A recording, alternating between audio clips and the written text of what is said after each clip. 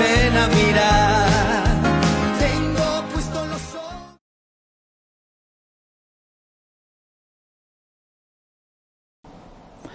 Bueno, ¿qué es lo que tenemos que ver en esta iglesia de Filadelfia? Mire, es una hermosura, es una belleza, ¿no? ¿Se acuerdan ustedes que la vez anterior les dije yo a ustedes que era necesario que diéramos palabras claves al estudiar las cartas que van para estas iglesias? Y una de las palabras clave les digo, aparte del marco histórico, ¿no?, que cada iglesia tiene su propia historia, la ciudad sobre todo, ¿no?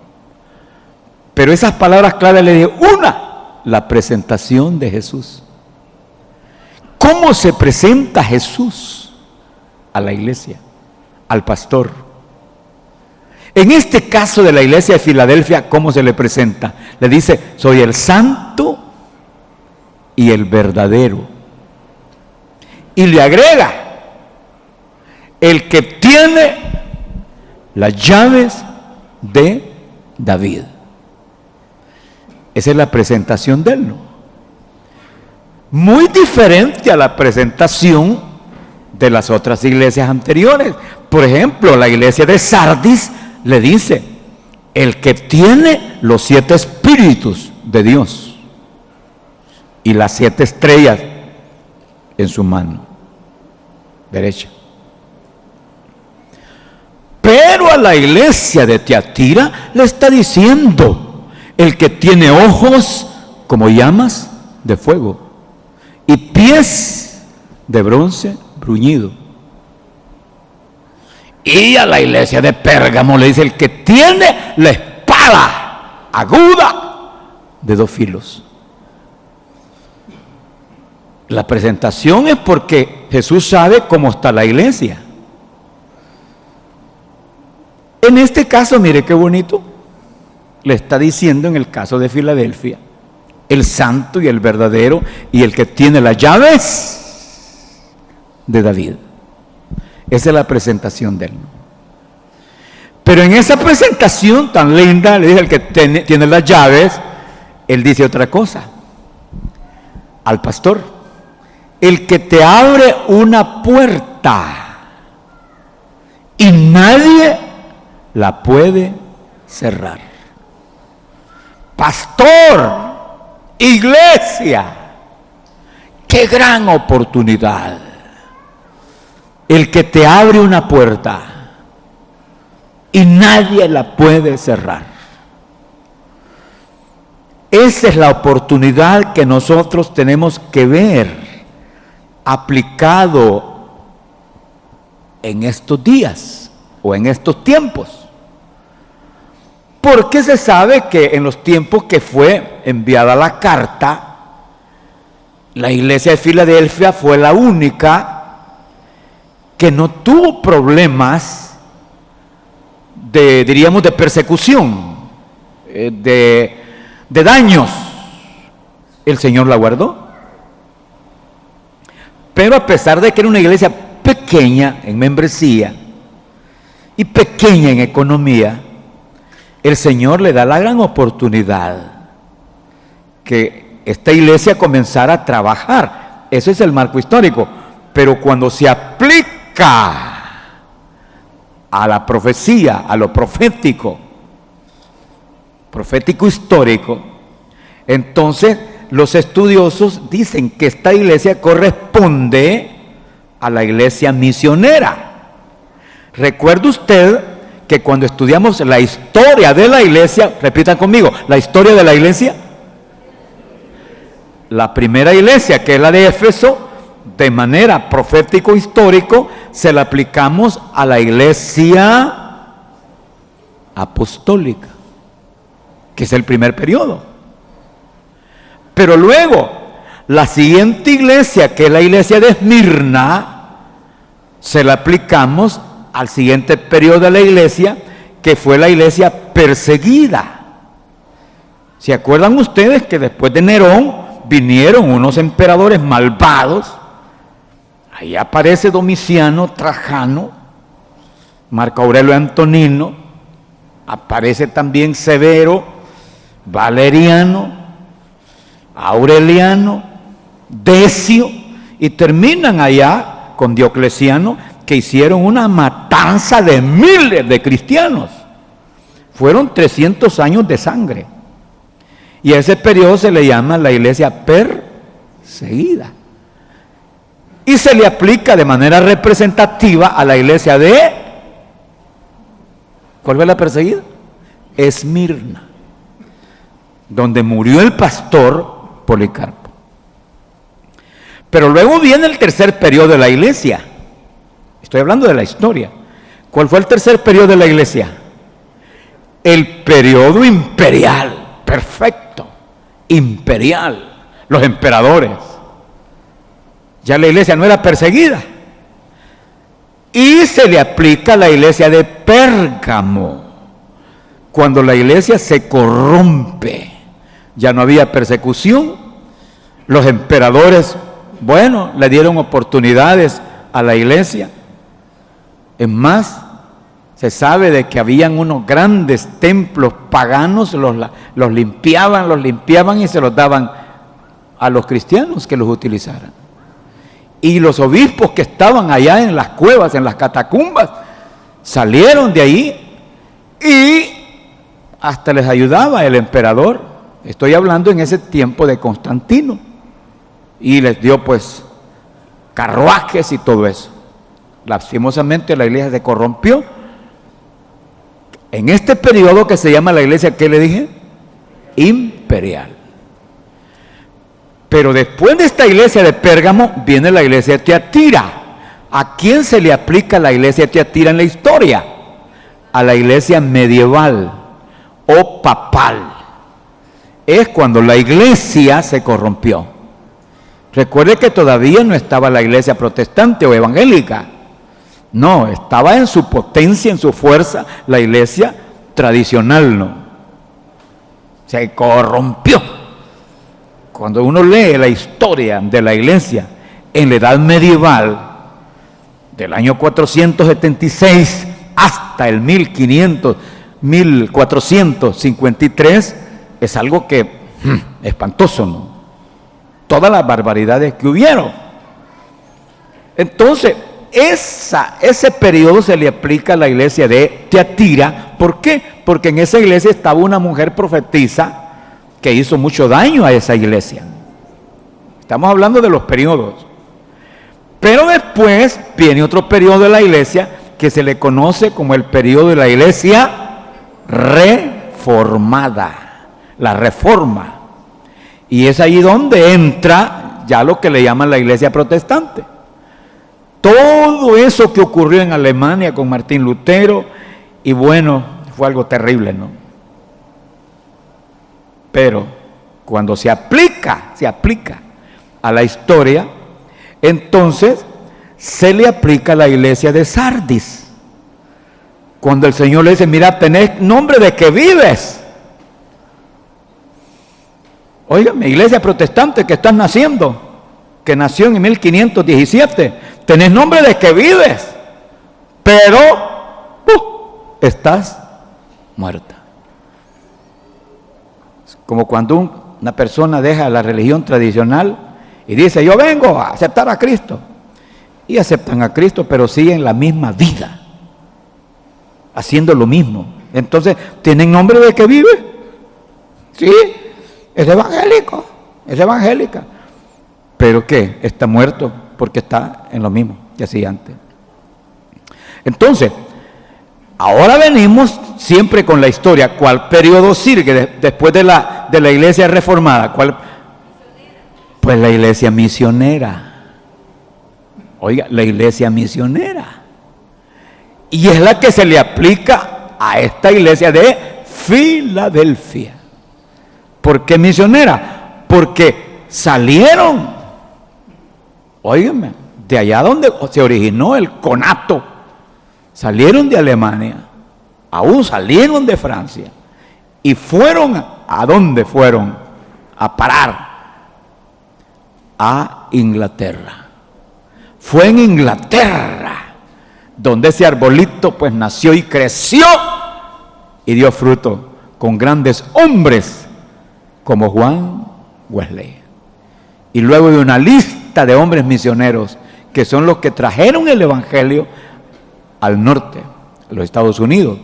Y aún de los Estados Unidos comenzó el evangelio a ir a todas partes. Por eso se le aplica a esta iglesia de Filadelfia las misiones. Claro, la última iglesia, que es la de Laodicea, es la que se le aplica a los últimos tiempos del 1900 para acá, que se le llama la iglesia contemporánea. Del 1900 para acá, y cuando la estudiemos uno se queda asustado, porque cuadra cuando le dice, dice ella, dice la iglesia, ¿verdad? Comenzando por el pastor. Nosotros somos ricos, nos hemos enriquecido y no tenemos necesidad de nada. Se había materializado autosuficiente. Esa es la iglesia de Laodicea.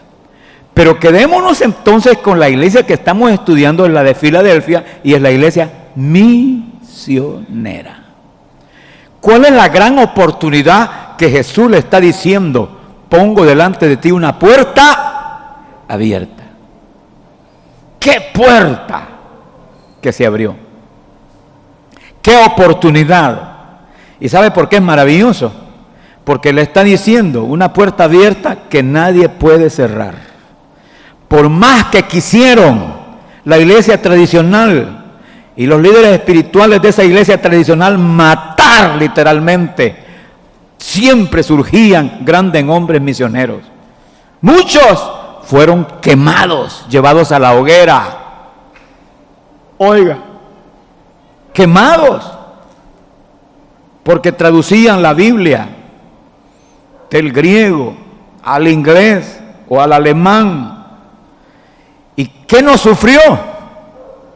Pero ahí estaba esa, aunque no tiene mucha fuerza, pero yo he abierto una puerta para que nadie pueda cerrarla.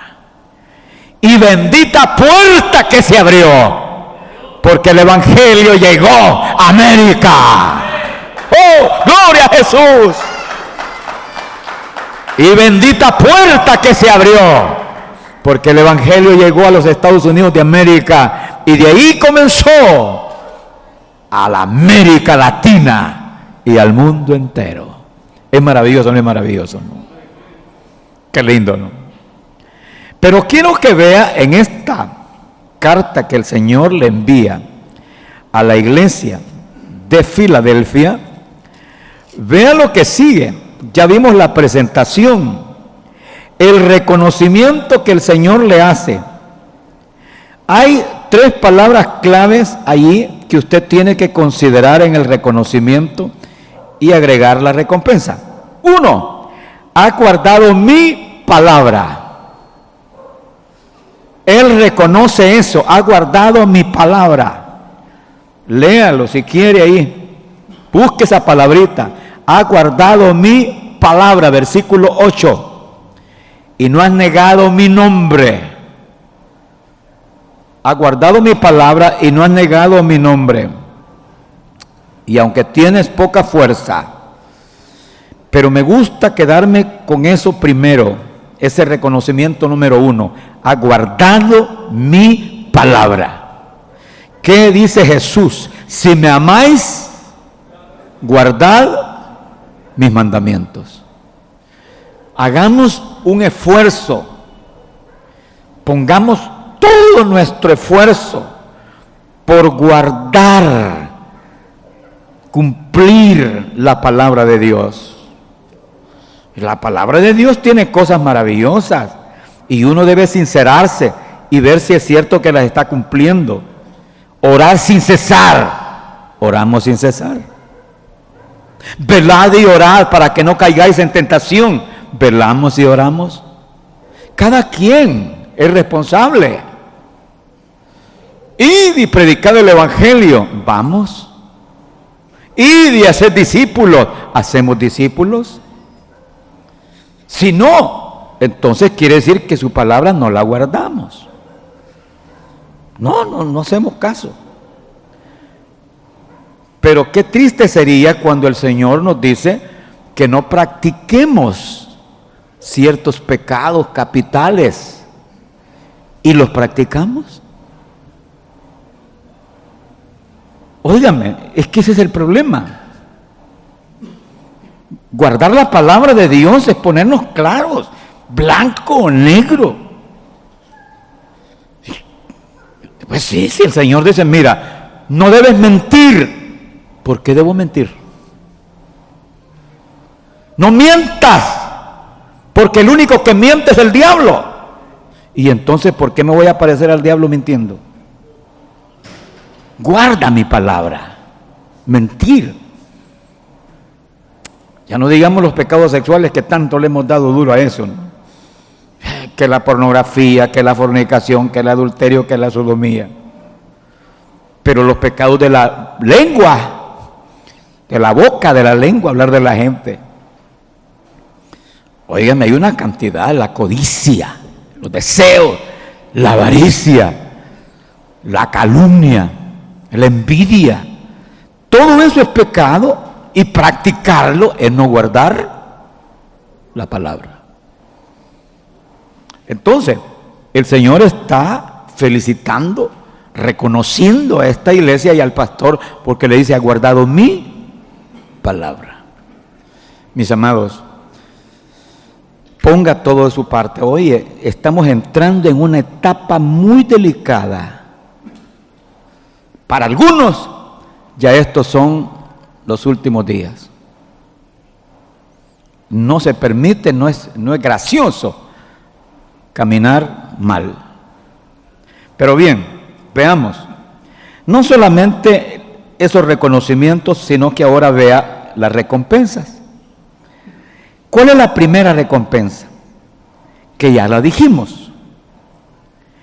En el versículo 8, he puesto delante de ti una puerta abierta, la cual nadie puede cerrar. Versículo 8, yo conozco tus obras y aquí he puesto delante de ti una puerta abierta, la cual nadie puede cerrar. Porque aunque tienes poca fuerza, has guardado mi palabra y no has negado mi nombre. Ajá. Llamémosle oportunidad. Pónganme atención. Los países latinos tenemos la gran oportunidad de predicar. Aquí hay libertad. Si hoy por esta situación es que se ha minimizado, pero siempre ha habido y la hay. Usted solo dice, mire, yo quiero un permiso, estoy hablando en tiempos normales, un permiso y quiero hacer una concentración en tal lugar. ¿Quién le dice que no? ¿Acaso no es esa una oportunidad? ¿Acaso no duele el corazón saber que en países asiáticos o euroasiáticos no se puede? Porque hay un movimiento religioso, bueno, digámoslo con nombre y apellido, el Islam.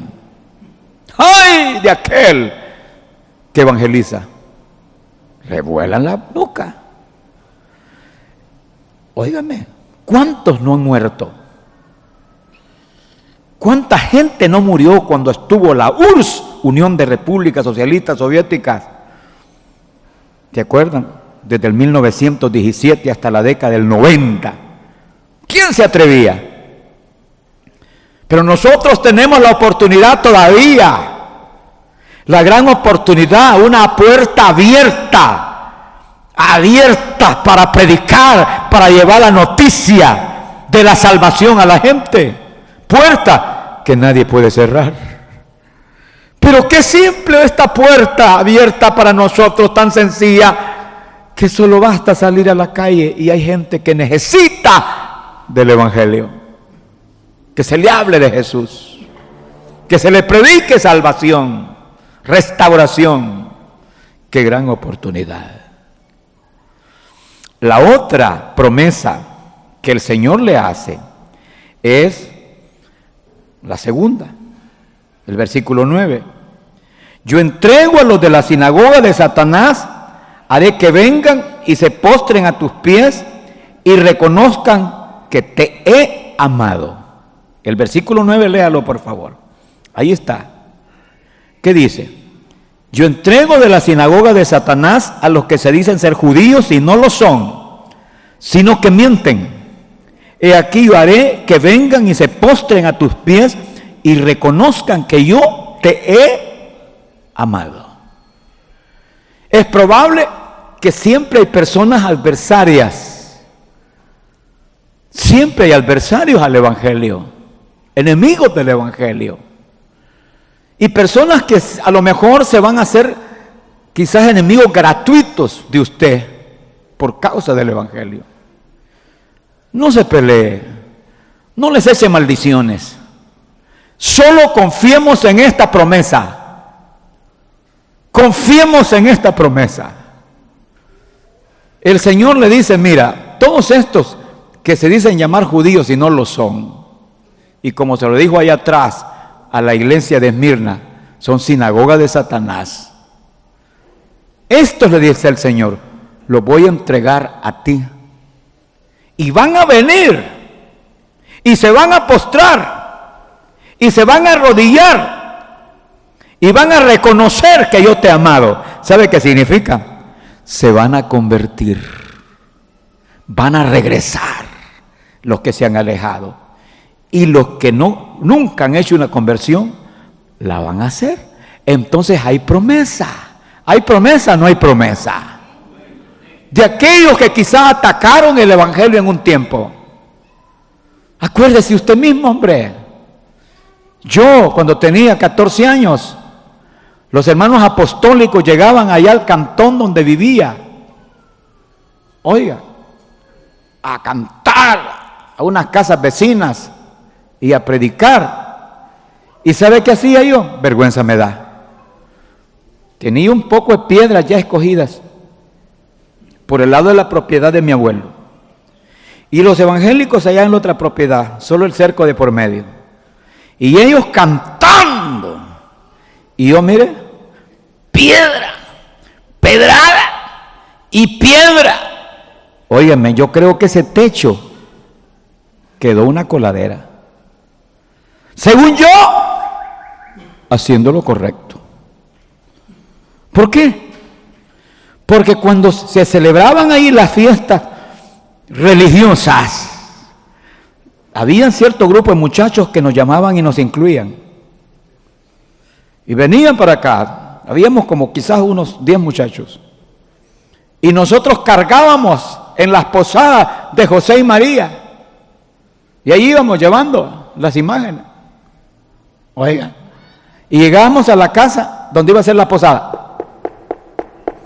Y los que estaban adentro, ¿quién es quien toca la puerta en hora tan desusada? Se niega aquí toda entrada a los que tocan la queda. Y nosotros, yo soy José con María. Óigame, yo no quiero ser objeto de crítica porque yo respeto eso. Nomás les cuento lo que yo hacía. Lo que yo hacía. Y que esos protestantes, no, hay que darles paz. Así que piedra y piedra y piedra. Se cumplió, ¿verdad? Porque yo tenía 14 años y a los 25 años en una iglesia protestante llorando, postrado, entregado a Cristo Jesús. ¿Cuántos de nosotros pasó eso? ¡Oh, gloria a Jesús! Diga gloria a Dios en esta hora.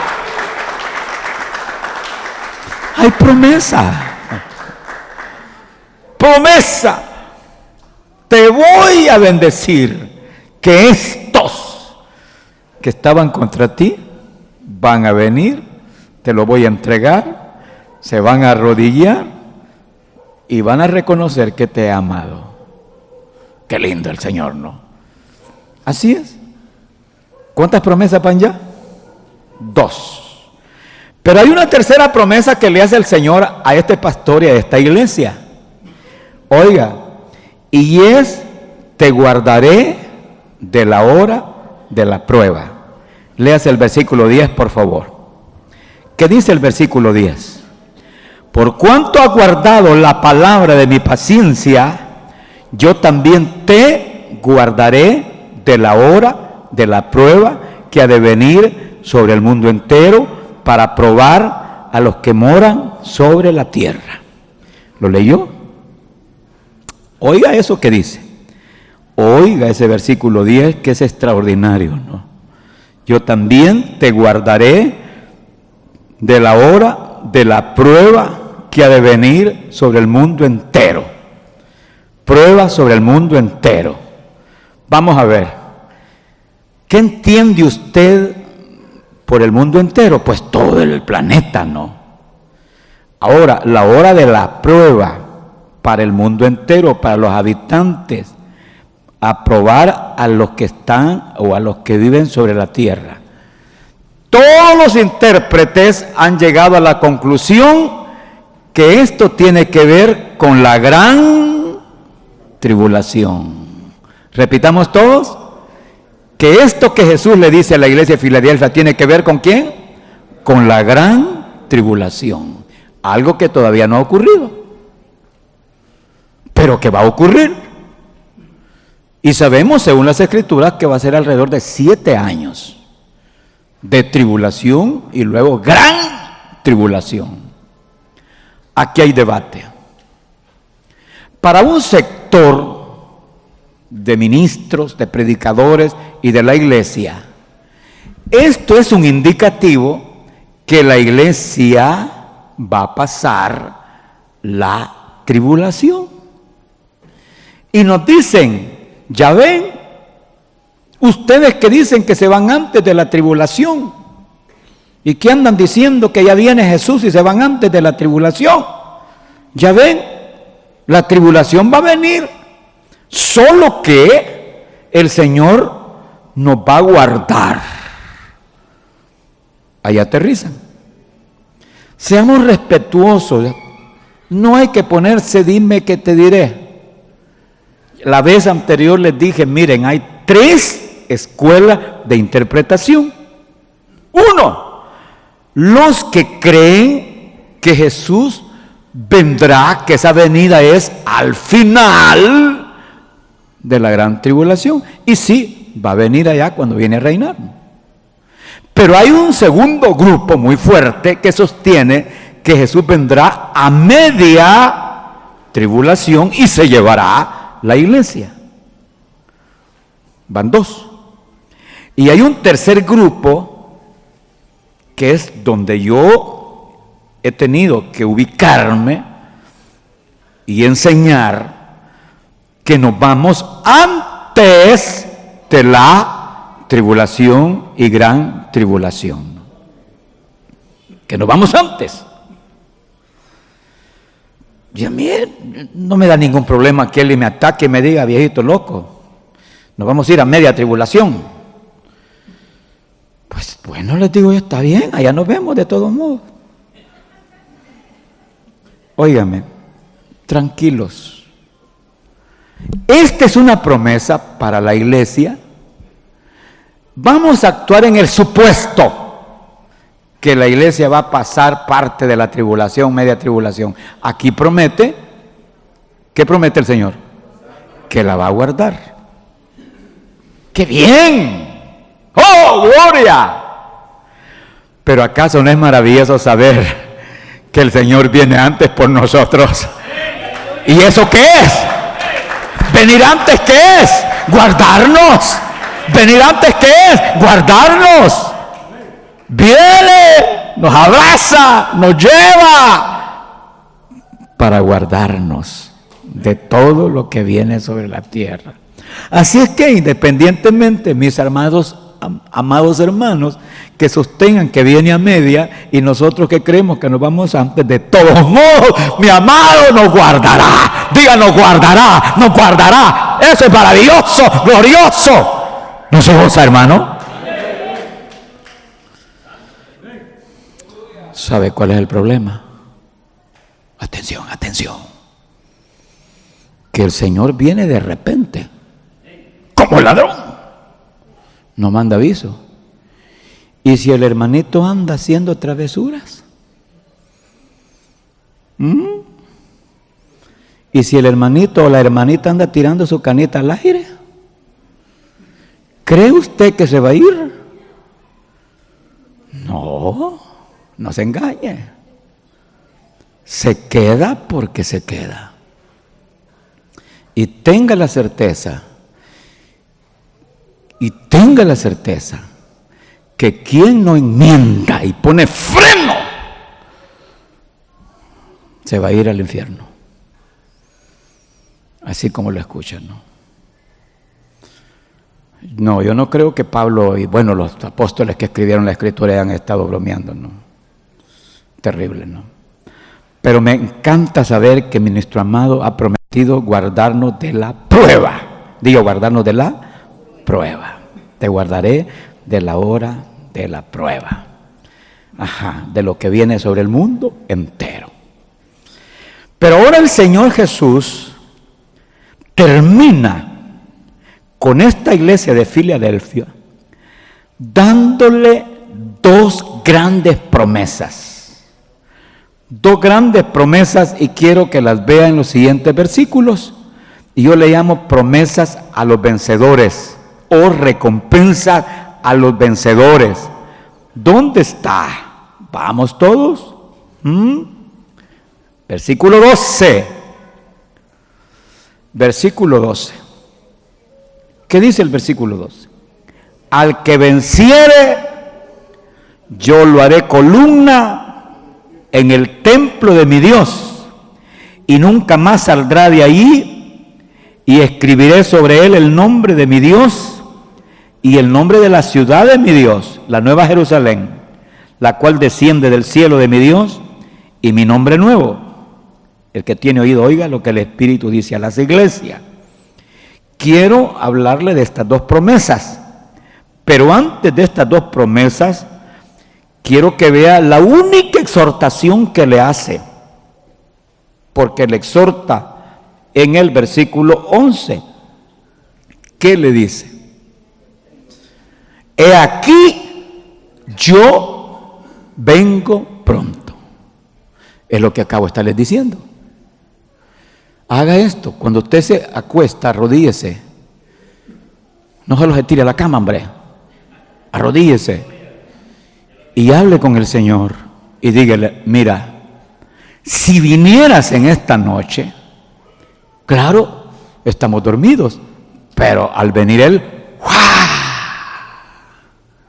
Lógico, nos despertamos y tenga la certeza que ahí vamos para arriba.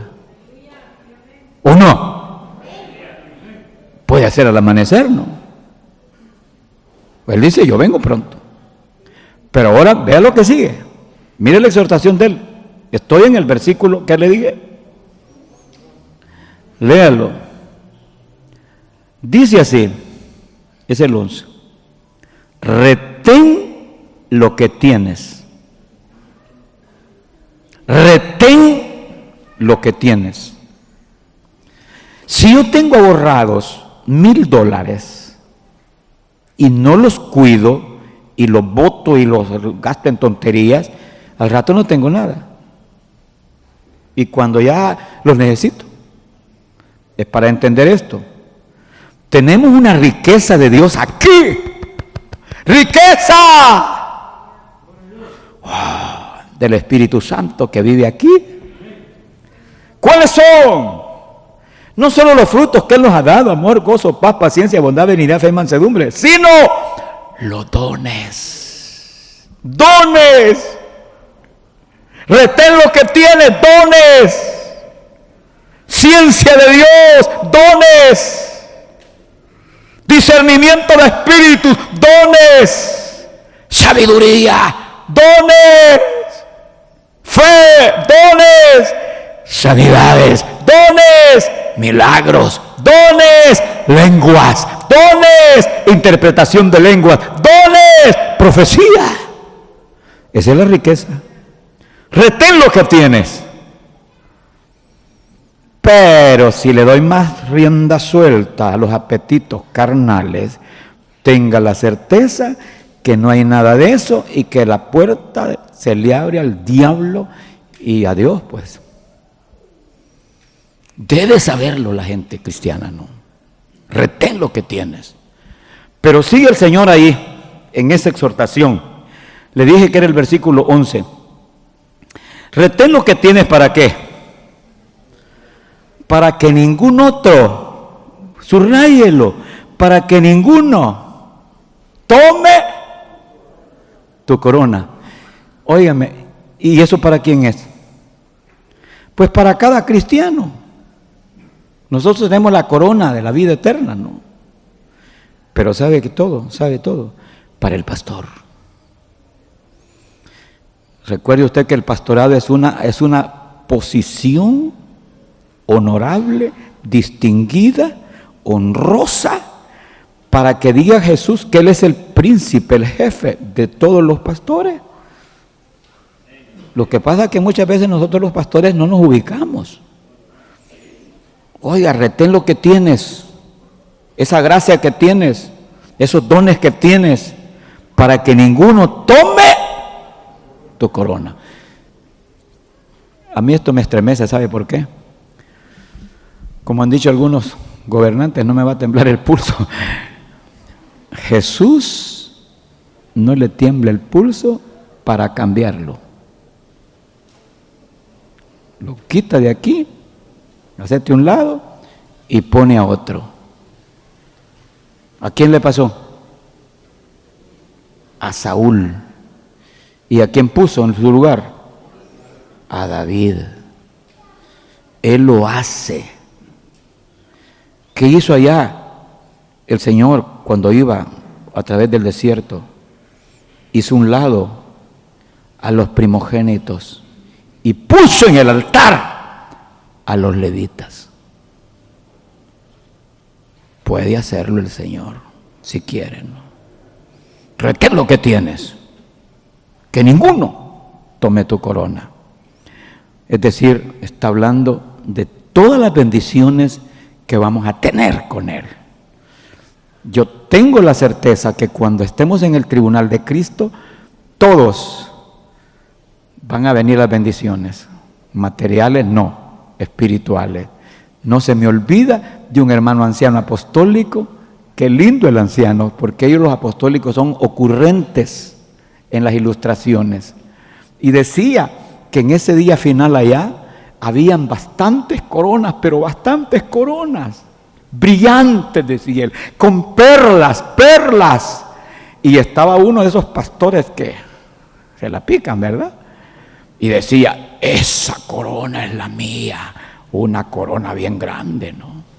Con perlas. Pero estaba una viejita de la iglesia, mírenme las viejitas, para acá.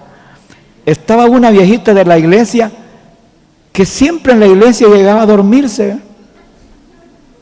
Y va. Y decía, viejita dormilona.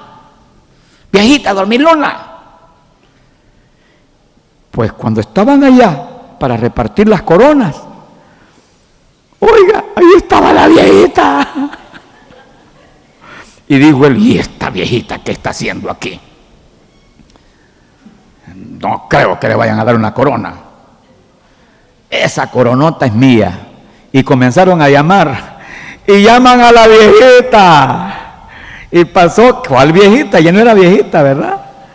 Y le pusieron la gran corona. Y lo llamaron a él.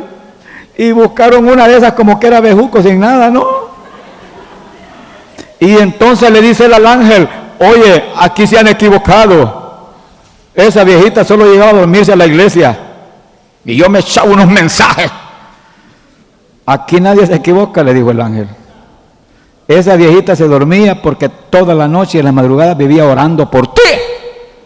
Y porque oraba, tenías las bendiciones que tenía. Así que a ella le corresponde la gran corona. Diga gloria a Dios, hombre. Que ningún otro tome tu corona. Y termina el Señor bendiciendo al pastor y ofreciéndole, le dice, mire qué gran promesa final. Oiga qué gran promesa final. Te haré columna en el templo de mi Dios, de mi Padre. Columna. Columna. Esto es maravilloso. Me remiro cuando me levanto y miro esas 7 columnas paradas aquí deteniendo todo este edificio. 7 columnas, 1, 2, 3, 4, 5, 6, 7. Y si ellas hablaran, se sentirían muy felices. ¿Y qué hacen ustedes ahí, columnas? Estamos sosteniendo el edificio de la casa de Dios. Quítelas y se viene abajo, ¿no? Hay hombres de Dios y mujeres de Dios en la iglesia. Hay hombres y mujeres de Dios en la iglesia que son columnas. Porque son hombres y mujeres de oración. O porque son hombres y mujeres de adoración, de alabanza. O porque son hombres y mujeres de intercesión. O porque son hombres y mujeres de evangelismo que ganan las almas. O que ayudan a los pobres. O que sostienen económicamente la iglesia. Son columnas de la iglesia. Pero ¿quién los ha establecido columna? ¿Quién los ha establecido columna? Mi Dios. Pero esta promesa es para hacer columnas en el templo del Dios eterno, allá en el milenio, cuando estemos con Cristo reinando aquí. ¡Oh, columna en el templo de mi Dios! ¡Alábenlo! ¡Dele honra y gloria! ¿Es grande la promesa? Es muy grande.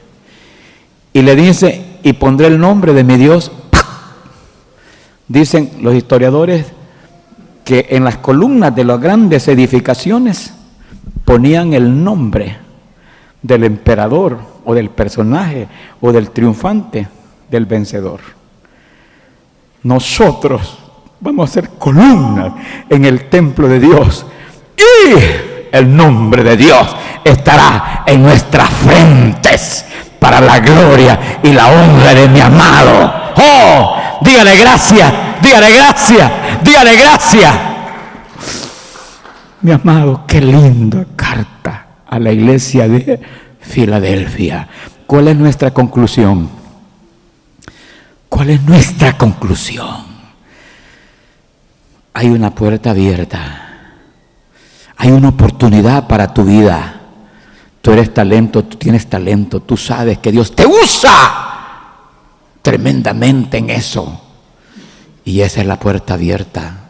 Dios te abrió esa puerta y no la puede cerrar nadie.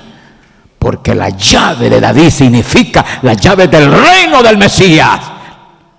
Las llaves de David significan las llaves del reino del Mesías, del reino de Cristo. Cada vez que adoras, cada vez que cantas, que alabas, cada vez que evangelizas, cada vez que predicas y un alma se convierte o regresa a Cristo, estás abriendo el reino del Mesías.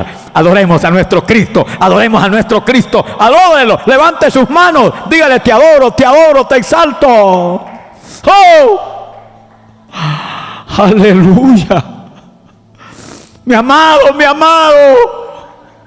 qué gran oportunidad que me das. Una puerta abierta.